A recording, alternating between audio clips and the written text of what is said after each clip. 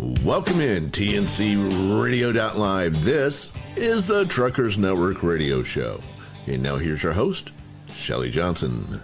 Thank you, Tom. I appreciate that. Yes, this is the Truckers Network Radio Show on TNC Radio.live, where we offer the news, weather, traffic, information, and entertainment our drivers want and need. It's that time of year again. The first sign of spring really should be tractor pulls, which many of our drivers love.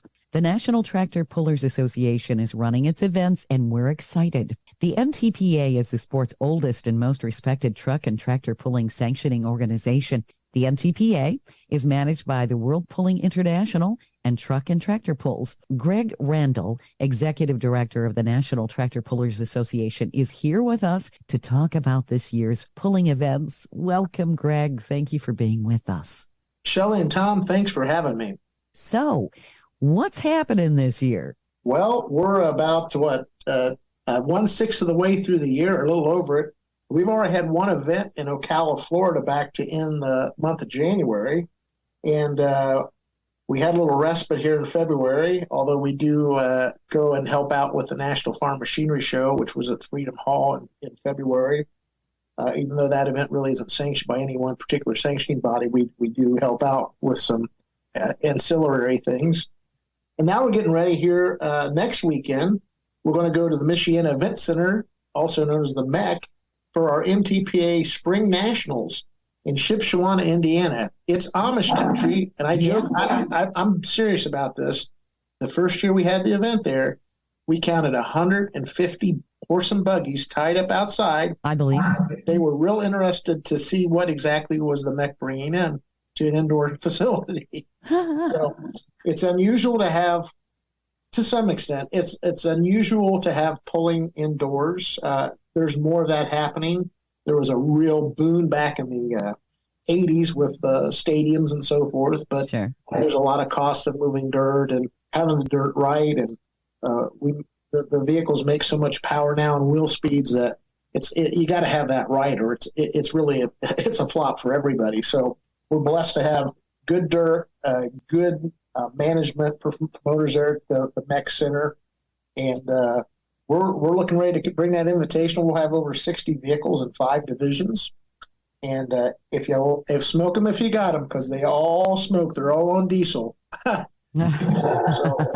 that's coming up there, and then a second year event, which is the first year we've actually sanctioned it, is the Mac Trailer Winter Nationals. And that's going to be in Freedom Hall in Louisville, Kentucky. And that is in conjunction with the Mid-American Trucking Show, which I've been a part of for several years, just to go down and see some of our friends. But that's a Saturday night only event. Yeah. Ticketmaster will be handling those tickets, and I believe those go on sale a week prior to the event. And this is the second year, and it's got 4 classes, which include indoor semi-truck pulling. That's crazy, but it's going to happen. That's so cool. Yep. I was looking at that on the MAT's website. It looks really cool. Yes. We have a relationship with Mac Trailer. Mac actually stands for Mike A. Connie. He'd be a great guest on your show. He owns Mac Trailers, has something like 1,400 employees, and they build top-of-the-line trailers, all types. Mm-hmm. And in fact, I think they manufacture the liquid haulers for Loves. But anyway, long story short, Mike has been a Grand National Champion on our circuit. He has 2 Pro Stock tractors. One's called Mac Daddy, and the other's called Mac Nasty. And, I love it. Yeah, so he's been a big supporter of the NTPA and of pulling in general.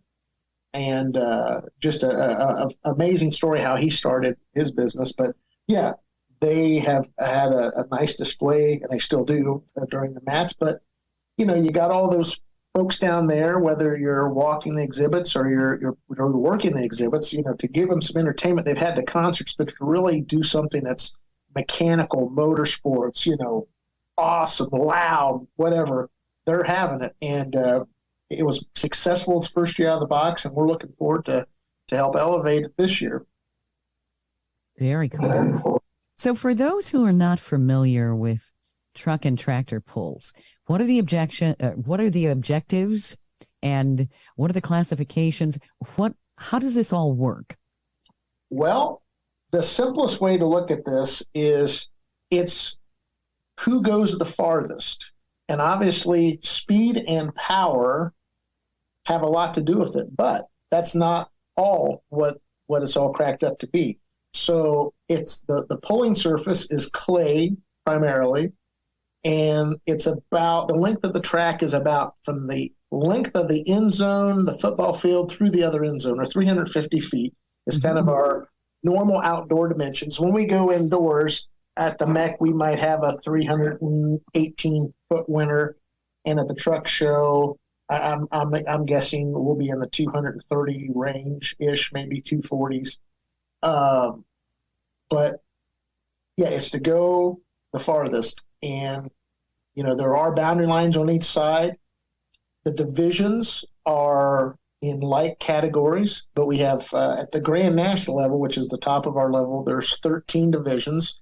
To give you an example, we've got modified tractors, which are vehicles with supercharged methanol alcohol engines like you'd find in drag racing. And in the light modified class, you're allowed 2 of those with a 1471 supercharger at 6,000-ish pounds. I think it may go up a little bit in weight yet this year. There's a little talk of that. But anyway, say it's 6,000 pounds.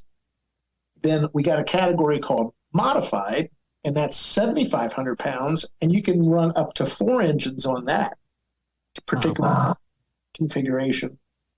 Some will run 3 engines, but those 3 engines have higher levels of power.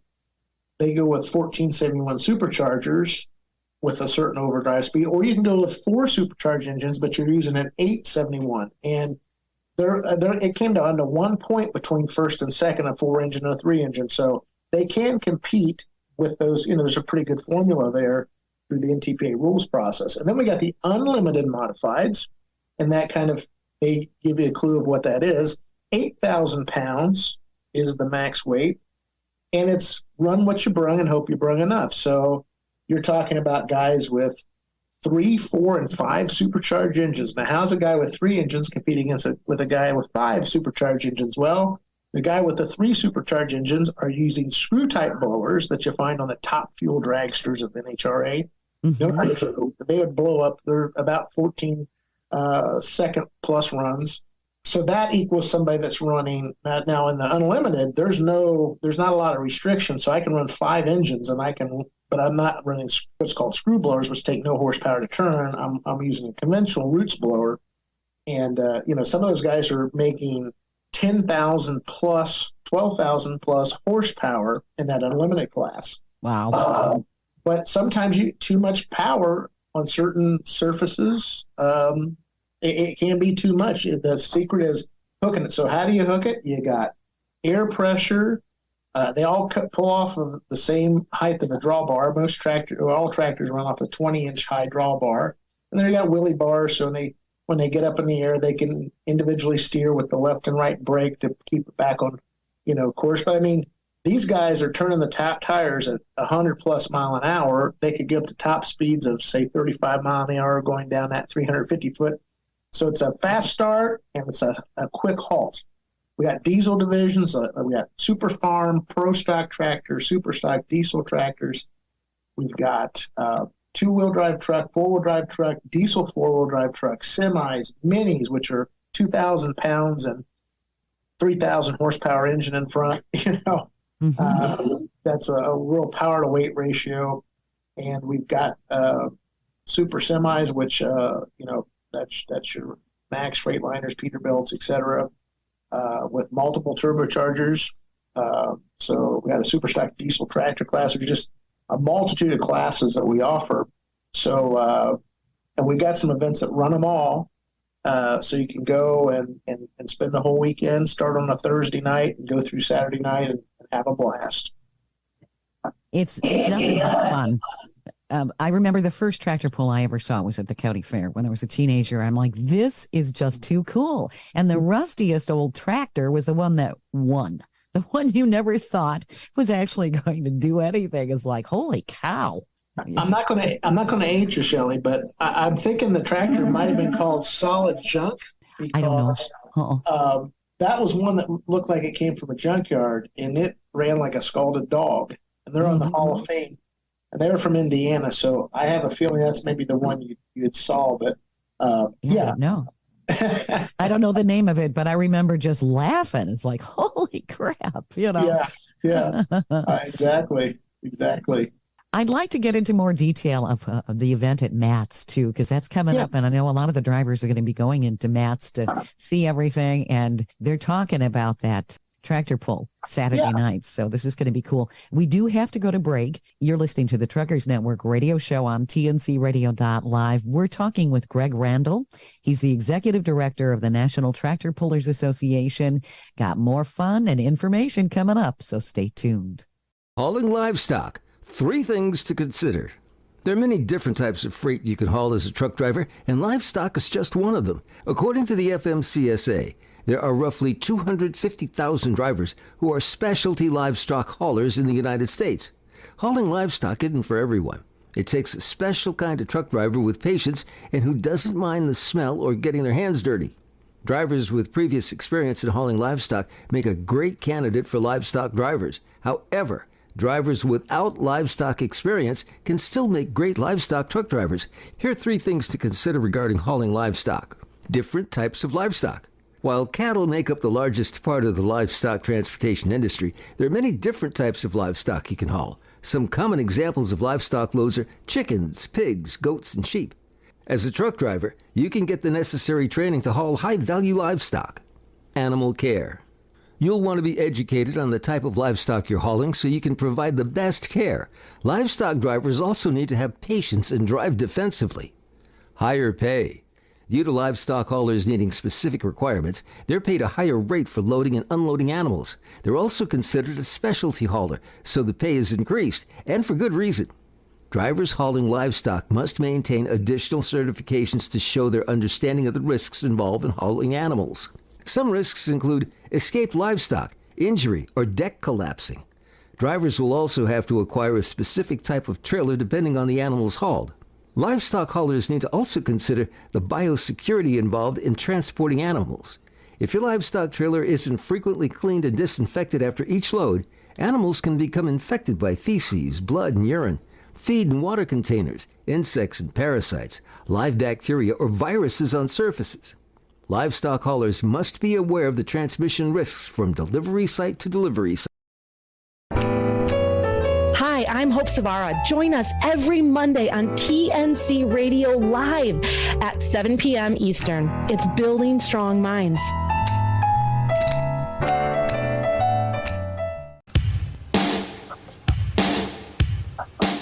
Welcome back to the Truckers Network radio show on TNCRadio.live. I'm Shelley Johnson with Tom Kelly. We're talking about truck and tractor pulls today with Greg Randall. He's executive director of the National Tractor Pullers Association. Greg, I know a lot of drivers are talking about the tractor pull. It's going to be at Mid-America this year. How about you give us more details about that really cool event? Sure. Yeah. Well, again, it is sponsored by Mack Trailer, and I believe each class they're paying the winner $10,000, which is it's huge. It's no doubt as good of a payday as you'll see in the sport. And they're running 4 divisions. They're running the 10,000-pound Pro Stot tractors, which Mack Trailer, Mike Connie, and his daughter Julia Ray they compete in. But they're inviting some of their toughest competitors and friends. It's an all invitational. It's the best of the best. And then they're having what's called the Superstock Open. And primarily that class has methanol alcohol as fuel, 8,000 pounds. But that's your John Deere's, your Case IH, your Agtos. And then there will also be a couple in there with running on diesel fuel. I've not seen the latest roster. I knew they were bringing in based on some of the results from the National Farm Machinery Show. I haven't quite seen that list yet, that they are actually handling the inviting on that. But that's a high-flying class, a lot of color. It's a great class. Then they're bringing in that 2,050-pound mini modified class, which that's the wildest ride on four wheels. And it's very rare that you see minis indoors, but it's just they're just so cute. You know, you can feel like you pick them up, put in your back pocket. Mm-hmm. And then they are running the super semi class, which they'll have contestants there. I know they got some from Ohio and Minnesota. I think the Island family are participating. Tom and Pat Island, they have a couple semi trucks, and they're out of Minnesota. They've won a lot of the show and shine competitions. They've been in a lot of the Shell Rotella Super Rigs calendars. I know they've been in the competition there at Nats. Great family, great pulling. They've really won a lot on our circuit. So if you're a truck driver and you've never seen semis pull, they're not taking them off of the street and pulling them. These are specially designed, built for competition. It's just awesome. And you might ask, wow, I hear it's in Freedom Hall. Mm-hmm. There's a roof on Freedom Hall. How did they get the smoke out of there? Well, there is a smoke collector, what we call a smoke tube, smoke machine, and they will back up to the sled, and they've got a pipe coming down to the week leading up to the show. What kind of work does it take to actually set this up? I imagine you have to bring in dirt. I mean, what kind of prep to do something like this indoors? So I was talking about the National Farm Machinery Show, and we work in conjunction with them, although we don't sanction the event. Many of our competitors run there. The RFD TV crew that we use, they actually feed the Jumbotron, and also we got pay-per-view live streaming, which we can get into that in a second too. If you're not able to go to the shows, you actually can go to ntpa.tv on Roku. You can watch all of our live stream events. You can watch all the years of our television series on RFD TV. There's a lot of cool things you can do that way. So will this be paved or will it be dirt? That's right. They answered that question. They will bring in the clay material. It's a very good clay that they've used there, and it's like a machine for the farm show. They bring that in, and when they pulled there a few weeks ago, once we were done, they had the trucks and everything in there cleaning everything out because they had a basketball game that was going to be televised at like noon or 1 o'clock on Sunday. So it's quite a process, but when you have the right people that can handle that, it's not as daunting as it sounds, but it is a process. I bet. How many people do you expect to come to this? You know, that's a good question. I wasn't there last year, and I'd hate to give numbers, but the crowd looked awfully full for Freedom Hall in comparison to what I see at the tractor show. So for a first-year event, it was very well received, and I think it'll just be bigger this year, without a doubt. Well, I think you're going to have a lot of people sticking around that might be just leaving on Saturday. They want to check this out for sure. Well, here's the cool thing for the attendees there. In Broadbent Arena, which is kind of adjacent to Freedom Hall. In fact, between Broadbent and Freedom Hall, I'm pretty certain, or at least several of the years that I've gone down to the truck show, that's where they have the show and shine. They have all of them outdoors, and they're gleaning. They keep polishing them all day, all throughout the day. Sure. You can go through Broadbent and see the equipment up close without, paying to have to, go and check it and kind of check it out. And again, at the box office, if they still have tickets, I'm sure they'll continue to sell them at the door. So anyway, there's a way to see everything and, satisfy your curiosity. This stuff is so cool.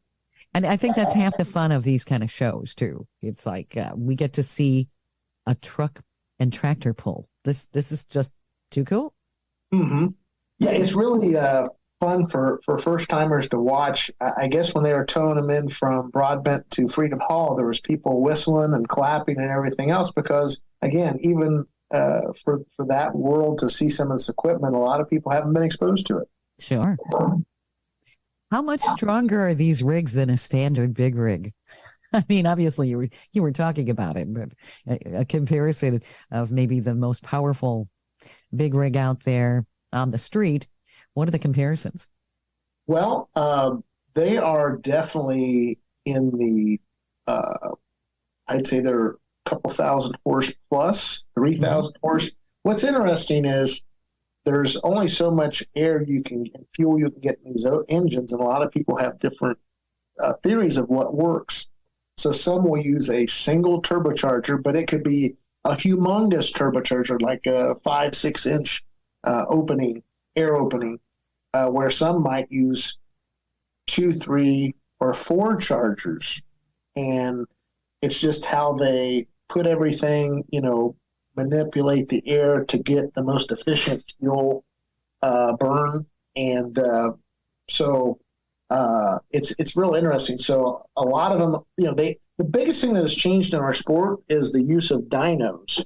And people spend hours upon hours at a dyno trying to get as much horsepower as they can. They'll change their combinations and so forth. And then they'll put it back in their truck or tractor and they'll take it to the track, and it doesn't perform quite as well as they thought. It's a very interesting science. It's not exact, but that has brought a lot of dependability into the pulling machines. But the other thing it's done is it's allowed them to take it to a razor's edge for horsepower that if something fails, it fails fast and it fails hard because they're creating a lot of horsepower, more than they did, say, 10 years ago. It's really changed. How much has it changed, say, in the past 20, 30 years? I imagine it's really increased. It really has. So a lot of it has to do with getting the power to the ground. So if you I'll just take it back to NTB was established in 1969 for uniform rules, competition and safety rules. So back in the early 70s, you're literally having guys taking the tractors out of the fields, turning up the fuel, souping them up, as it were, maybe putting a little paint on it. But a lot of times they were expecting that tractor, maybe it was something that was on the side. Hey, let's go have a little fun with it. Go to the county fair, see who has the strongest tractor. And then they started really doing some exotic things. And of course, the tractors had tricycle front ends, and that was not very secure, safe when they pop wheelies. And then you get wheelie bars on. And so then in these modified categories, they started putting 1, 2, 3 engines on, and then they started throwing superchargers on more than one engine. And then by the 80s, we were getting into some of the more exotic aluminum blocks.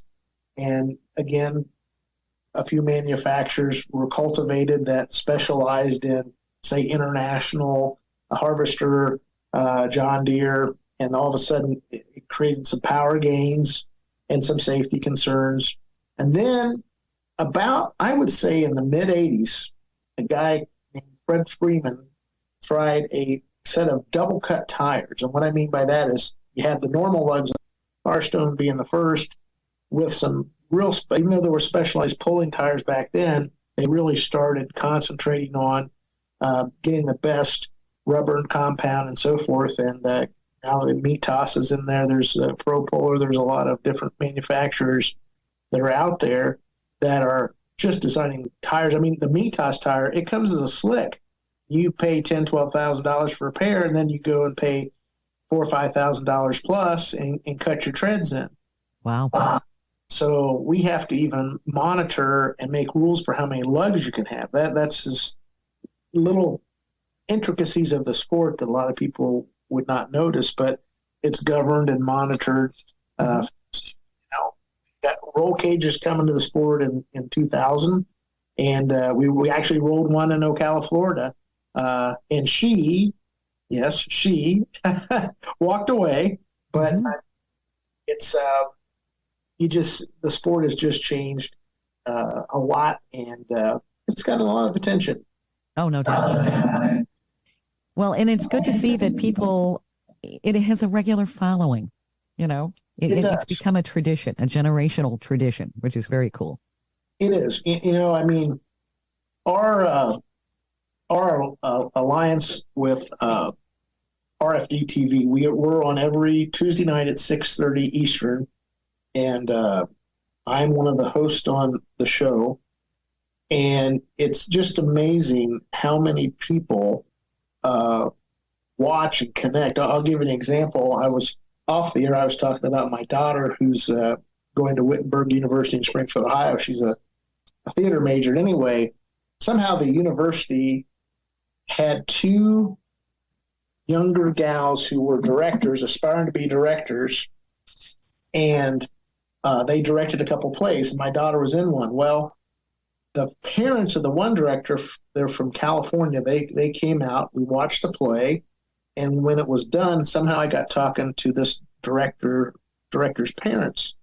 And I was from that area, so they were asking about where to go eat, and he asked me, "What do you do for a living?" And I told him, I said, "Well, this is always the interesting part. I'm on a weekly television series on RFD TV." RFD TV, he says, "I watch tractor pulling there on Sunday nights at 9:30. I said, "Well, that's me." He says, "By gosh, it is you." So you just never know who you run into that catches the program. Sure. But it cast a wide net, as you guys know, with your radio program. And so it's good to hear the feedback that people are watching and are regular watchers. And, through that, we've got great sponsorship through Case IH, O'Reilly Auto Parts Stores, Hot Shot Secrets, Pico Lubricants.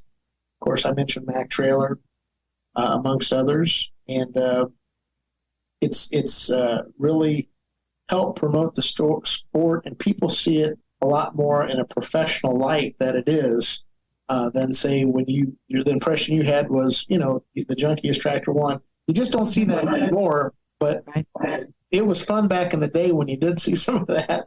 Oh, but sure. You don't see that at ours. I mean, it looks like a NASCAR pit area with the haulers, but the difference is fans can get up, get close to the drivers, talk to the drivers, see the equipment up close. You just don't have that access unless you know people in, NHRA, NASCAR, as far as, well, NHRA has they have open pits as well, but NASCAR definitely not.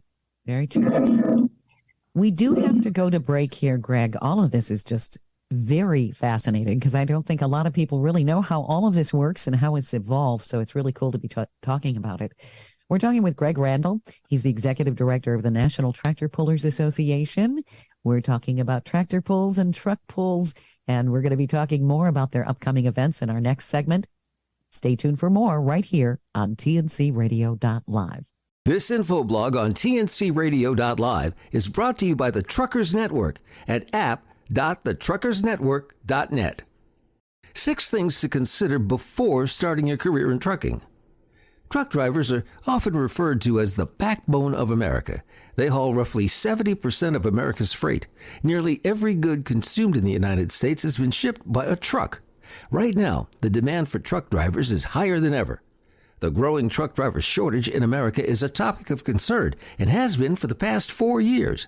The United States is in dire need of people to start driving trucks. Are you considering becoming a truck driver, but not quite sure if it's the career path for you? Here are 6 things potential truck drivers need to know before starting their career in the trucking industry. Know your why. Why do I want to become a truck driver? Is one of the first questions you should ask yourself before starting your career in trucking. Knowing and understanding your why is important so that you make sure that trucking is something you'll enjoy. Nothing is more draining than working in a career field that you're not passionate about and excited about. Truck drivers are already more likely to struggle with mental health problems because of the trucking lifestyle. So to avoid dreading your trucking career, ask yourself, why do I want to be a truck driver? Long work hours. It's obvious that truck drivers spend a majority of their workday in the driver's seat, but many new drivers don't realize how hard it can be sitting for long periods. Drivers spend hours upon hours sitting down. This can result in leg, back, and neck pain. If you're the type of person who cannot handle sitting down for several hours at a time, then truck driving is not for you. Another thing to consider is how long a typical workday is for a truck driver. Drivers are legally allowed to work 14 hours a day, but are limited to 11 hours of driving time. They must take a mandatory 30-minute break by the 8th hour of duty. Following the long workday, drivers must have 10 hours of off-duty time. In a work week, drivers cannot exceed more than 60 hours of work or 70 hours over 8 days. Failure to follow these HOS rules can result in being shut down, fines, and lower carrier safety ratings. A new lifestyle. There's not a career quite like trucking. It's nothing like your typical 9 to 5 Monday through Friday job. It's long hours, days, and most times weeks away from home. Truck drivers often experience loneliness, depression, and anxiety. If you're someone who's used to working with many people, then truck driving will be a shock. Drivers will go days or weeks without seeing their loved ones, and it can really take a toll on truckers, especially those who are new. Adjusting to this lifestyle can be challenging at first, but once you do, you can live a rewarding life.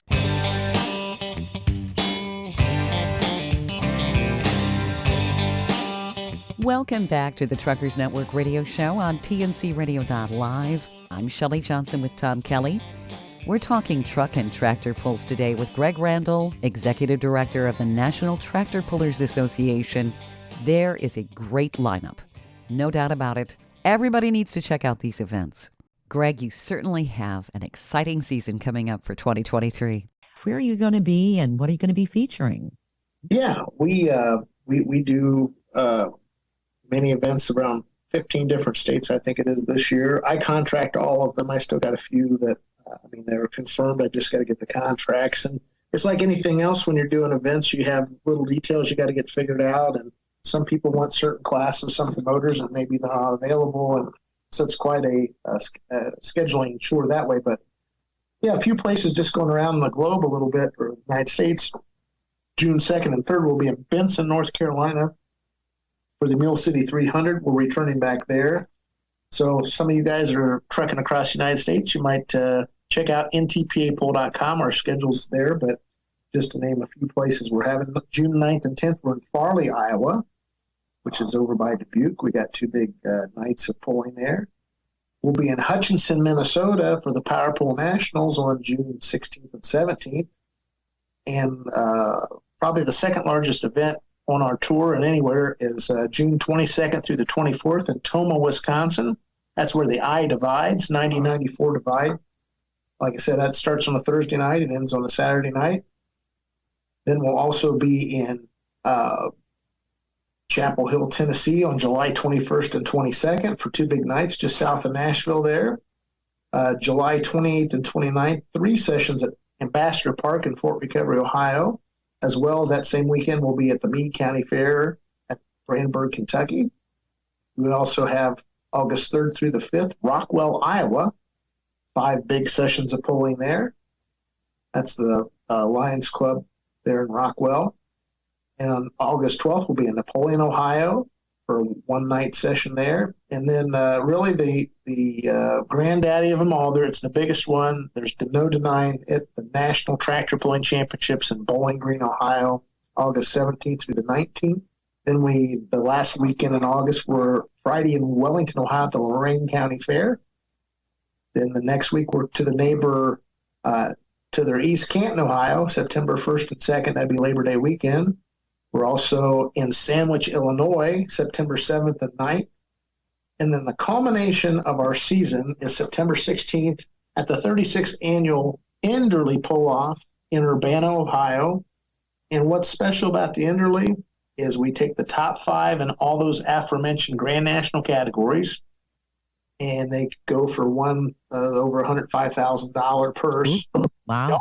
We also have regional national competition, and we will bring in champions or top point earners across the eastern half of the United States. So let's put it this way. You might have a class of 4-wheel drive trucks, and you got a guy that qualifies from North Carolina, a guy that qualifies from Ohio, a guy that qualifies from Minnesota, and let's say a gal that qualifies from Iowa, and they'll come together. It may be the only time in their careers that they'll pull against each other, but they'll have the bragging rights of being the best regional truck or tractor that year. So we start at 5:30. It's double tracks, and a lot of people that come, they say, "Wow, you get to see every division at both levels."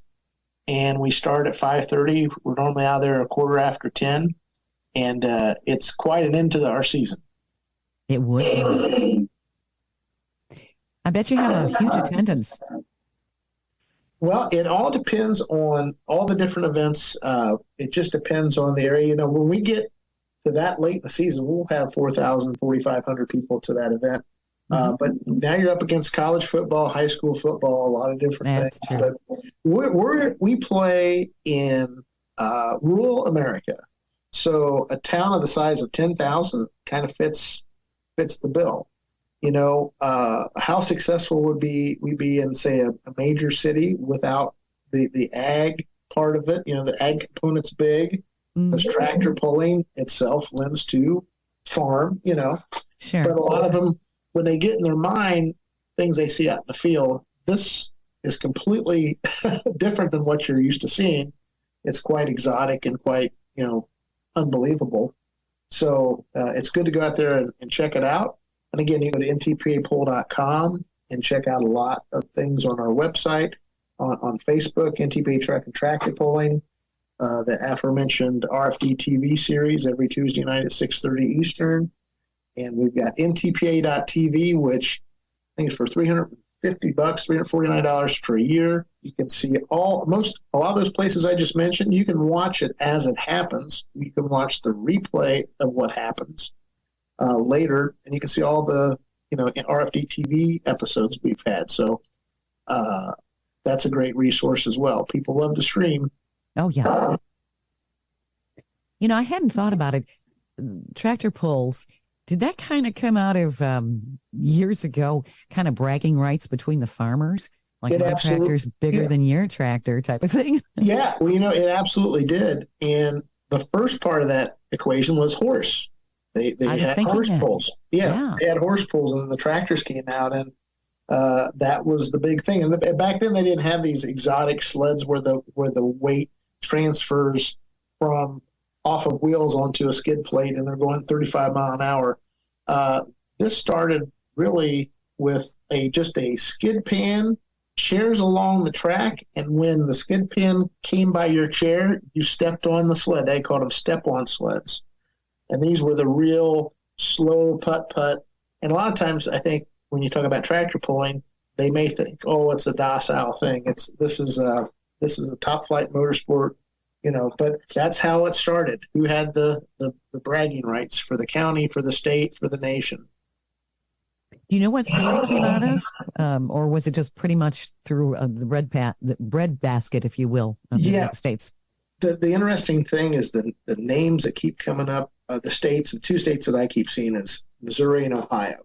And Ohio seems to be the epicenter. I don't say that because I'm from Ohio, but even if you look at our schedule, the majority of we got probably 23, 24 events that are in the state of Ohio. There's 88 counties. I would bet there's tractor pulling once or twice in all 88 counties to some way, shape, or form. And I'm not saying other places don't have that either, but as far as the national level and so forth, Ohio seems to be the epicenter of where the most events are at. Well, there's some huge farms in Ohio. There are. And the people that compete in this sport, a lot of them, they're obviously in the ag industry, whether it's farming, trucking for the farm, farms, manufacturing, whatever it might be. There's a lot of different walks. And then the truck driving people, you see those folks a lot, obviously in the semi class, and there's a lot of them that truck for a living, and they tractor pull in the summer. Sure. So in your decades with the sport, you've seen a lot of changes. Do you have a preference or a favorite event or competitor? I know it's probably a lot like naming your favorite child, but well, I will tell you this. I'll name the Enderley Pull-Off because it has every division at every level, so I don't offend anybody. that works. And it's in my hometown. But no, I got to say, growing up, I was a modified tractor fan, and I liked the super stocks, but back when NTPA started, you had a 5,000 pound, a 7,000 pound, a 9,000 pound, and a 12,000 pound. super stock, and the modified, the 12,000 pound was called unlimited because they let the super stocks run in it. And then you had minis, and then they added four-wheel drive trucks. Then they added two-wheel drive trucks in '83. Interesting place that took place at the College Football Hall of Fame, which was next door to Kings Island Amusement Park, just north of Cincinnati, Ohio. I was there. I was going into my sophomore year of high school, and I was there to see the two-wheel drives as a sanctioned class for the first time under MTPA's flag. And we had pro stock tractors that started there in, I think, 1981. And then we've got light pros, we got limited pros, we got limited light super stocks, we got super stock forward. There's all kinds of divisions across the eastern half of the United States. And in some places, a class is like a pro farm. It's popular in Minnesota. Now it's coming to Wisconsin. There's just all kinds of subsidiary divisions that branch off. And I think some of it is out of just economics. It's hard to build some of these vehicles because we're talking hundreds of thousands of dollars on a lot of them before you even start talking about getting them up and down the road. So it's quite a spectacle and economic commitment to participate on the top level. Right. TPA is. We have to go to break here, Greg, but I want to talk a little bit more in our next segment about where people can check you out, find the events and all of that, just in case they hadn't written it down or they weren't listening like they should. We're talking with Greg Randall. He's the executive director of the National Tractor Pullers Association. You're listening to the Truckers Network radio show on TNCRadio.live. Stay tuned for more coming up. 5 tips for becoming a great truck driver. Being a truck driver is a rewarding career, but being a great truck driver is even more rewarding. Truck driving is not an easy job. It requires hard work and dedication. Truck drivers take pride in the hard work they do. After all, without truck drivers, our grocery and convenience stores would be empty. Whether you're a rookie or a veteran driver, there's always room to improve your skills as a truck driver. Here are 5 tips for becoming a great truck driver. Safety. Truck driving is considered one of the most dangerous jobs in America, so safety must be a driver's #1 priority. Truck drivers are responsible for keeping their freight, themselves, and other motorists on the road safe. Other drivers on the road may not know the difficulties and challenges truckers face on the road, so truck drivers may have to go the extra mile to ensure everyone's safe on the road. Prioritize health. A truck driver will prioritize their health. After all, taking care of your health can help you have a long-lasting, successful career as a truck driver. It's no secret that truck driving is considered an unhealthy profession. Drivers lack healthy food options, exercise, and a good sleep schedule. Stay compliant with federal regulations. Trucking rules and regulations are monitored by 2 organizations, one at a state level and one at a federal level. The trucking rules and regulations are established at a federal level. Staying compliant with federal regulations is essential for keeping yourself and others safe on the road. It can also save you from getting fines, which in return saves you time and money. Maintain a clean driving record. The best way to avoid traffic violations is to be aware of all the moving and non-moving violations you could get. Certain violations can affect the eligibility to operate a commercial motor vehicle. The Federal Motor Carrier Safety Administration provides a list of violations. If you're issued a citation for FMCSA safety violations, your CDL could be in danger of suspension. Here are some things that can cause you to get a point on your driving record or possibly a suspended CDL. Speeding, following too close, overweight, traffic violation, reckless driving, driving without proper endorsements, logbook errors. Drivers must be aware that any type of violation could result in a loss of their CDL. Balance trucking and home life. The last tip for becoming a great truck driver is balancing truck and home life. Truck driving is hard and demanding work. Becoming a truck driver means spending many hours and days on the road. You'll sacrifice a lot for your trucking career. For many long-haul truck drivers, it's hard to separate life at work from life at home. Learning how to have a balance between home life and work life is essential if you want to have a long-lasting career in trucking. Hi, I'm Charlie Claver, and I'm excited to join the TNC Radio.live family. You can hear my show, Highway Fever, on Thursday at 8 p.m. Eastern Time, right after Mind Your Trucking Business. One quick question. What have you done today to make trucking better for tomorrow? Join me, 8 p.m. Eastern Time, right after Mind Your Trucking Business on Highway Fever. Running hammer down since the sun came up. Welcome back to the Truckers Network radio show on TNCRadio.live. I'm Shelley Johnson with Tom Kelly, and we're talking with Greg Randall, the Executive Director of the National Tractor Pullers Association. Greg, it sounds like we've got an exciting year coming up with your organization. Where do people check out all of your events, your event schedule, get tickets, and even see you streaming? Yeah, the best place to go is our website, ntpapull.com. And you can find our schedule, our standings, our web mall, a lot of information. You can go to Facebook and see NTPA Truck and Tractor Pulling. There's a video of it the day that's always up on there. So that's some interesting things to see. If you stream on Hulu, you can go, or I'm sorry, Roku, you can go to ntpa.tv and you can download that and buy a la carte, or you can buy a whole season for a low price.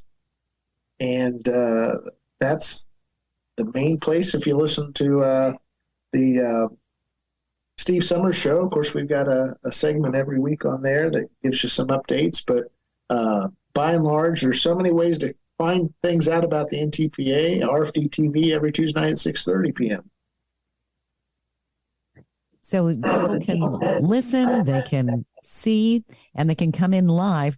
Where do people get tickets to the event at Matt's? I know that there have been questions about that too. Yeah, those will go on sale a week before the show, is what I'm understanding, through Ticketmaster. Okay, so they can go online and get their tickets? That's what I understand, yes. Yep. Okay. Terrific. And you've got an event coming up pretty much, every week? In the summer, it's quite busy. We've got, of course, Shipshewana, Indiana is the 17th and 18th of March. That's just next weekend. Right. And that's going to be a great show. But, a lot of the bigger events, you can buy advance tickets. Everywhere offers them at the door. I can't think of anywhere that does not offer them at the door. So in our website, for every event, you can click on the event location. It drills down and you find out more information about each event. Which is good. Yeah. You've got a very detailed website, which is really, really good. What is the website again? ntpapull.com, National Tractor Pullers Association, ntpapull.com. And you've got a really cool history there, too. If people want to learn more about how all of this started, it's pretty fascinating, really. It really is. It's a generational thing. Grandfather takes their son has a son. It's, I always say we play well at fairgrounds because people have good feelings when they go to the fairgrounds. They had great memories of the past with people that may not be there. And I think that lives on, and I think it will continue to live on. I totally agree. It's part of Americana. It's part of our agriculture, which is where our country started. Let's face it. This is very cool. Thank you so much. I really appreciate you being on the show, Greg. This has been terrific. Thank you. A pleasure being on your show. You've been listening to the Truckers Network radio show here on TNCRadio.live. Be sure to stay tuned for more great information and entertainment coming up. We got a great primetime lineup. Thank you for listening to another great interview on TNCRadio.live and the Truckers Network radio show. All of the material you hear on TNCRadio.live on our website, our broadcasts, or our podcasts are copyrighted. There can be no distribution without the express consent of TNCRadio.live and its partners. For inquiries, write us at info@tncradio.live. And don't forget to subscribe to the podcast of the Truckers Network radio show.